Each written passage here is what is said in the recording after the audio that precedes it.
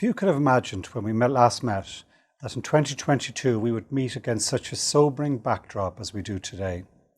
We're still dealing with the impact of the COVID-19, which has reversed hard-won development gains and put the achievement of the Sustainable Development Goals at risk.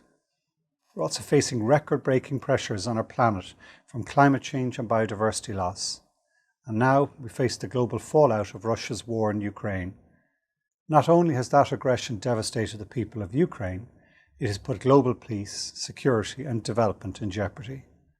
Access to food and fertilizers has been affected, and the possibility of acute hunger is again a very real threat to many people this year.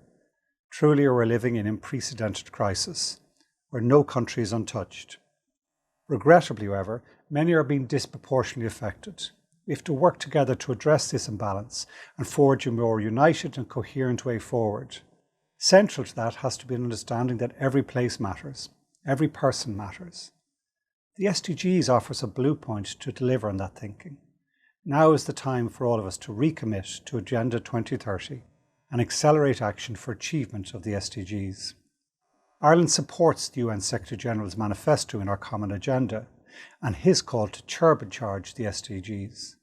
We will play our part to deliver on the 2030 agenda.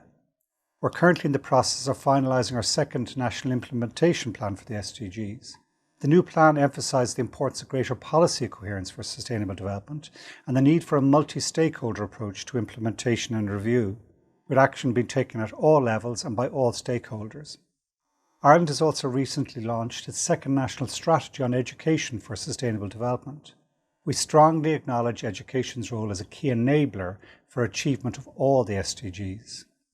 We're committed as well to accelerating action to address climate change, environmental degradation and biodiversity loss. In July last year, Ireland enacted binding legislation to cut greenhouse gas emissions in half by 2030 and to net zero by 2050. Carbon budgets have been legally adopted and sectoral emission ceilings are being prepared. A circular economy bill is currently before Parliament to place our commitments to a system that minimises waste and encourages sustainable use of materials and resources on a clear statutory footing. A Citizens' Assembly on Biodiversity Loss has been convened, and Ireland's fourth National Biodiversity Action Plan is being drafted. We are raising our ambitions and placing a renewed focus on implementation of the SDGs, both in our national and in our international approaches to see how they're delivered. The SDGs are central to Ireland's foreign policy. This can be seen in our international development policy's focus on prioritising the needs of those left furthest behind, and in our consistent support for an effective UN-led multilateral system, delivering coordinated humanitarian, development and peace efforts.